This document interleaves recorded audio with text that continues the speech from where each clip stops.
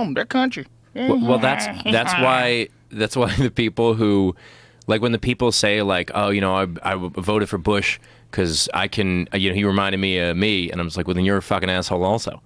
Like, you're also. They like to think he reminded them of them. Yeah. Yeah, was your dad a multimillionaire? Did you grow up in Maine and pretend you're from Texas? Like, what about him?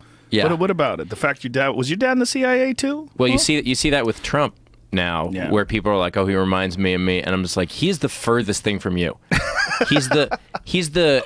I grew up in New York City, and so like I remember I was a kid when it happened, but I remember the Central Park Jogger when Trump took out 4 full-page ads in different newspapers calling for the death penalty for these black kids who didn't even do it. And he was just inciting a riot, basically. He was just trying to race bait and get attention. And, like, that's the guy I remember. Yeah. I don't relate to that guy. Yeah, he's a real tough guy to relate to. I don't think people really do relate to him. I think what they relate to is the possibility that he may win, and they like to be on the camp of a winner. So, like a football team that they can get behind, they don't really give a shit about the players. They just decide, we're going to win. We're fucking winning. We're winning. We're Trump. Trump's winning. I'm Trump. I'm winning. All those dickheads. Yeah, but they also say the things like, you know, like he speaks like I do. I'm like, I don't want a president who speaks like I do. I'm a fairly intelligent guy. I want my president to be way smarter than me. I would like a really articulate Obama type guy, but that didn't work out.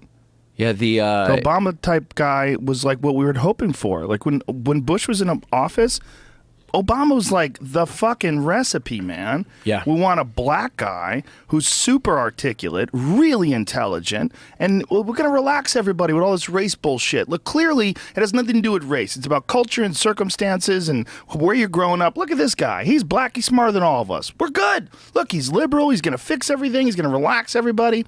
He doesn't want Guantanamo Bay. He wants to get us out of Iraq. Whew, we made it through this Bush thing. Civilization didn't collapse. And then he's in office, and it's kind of the same shit.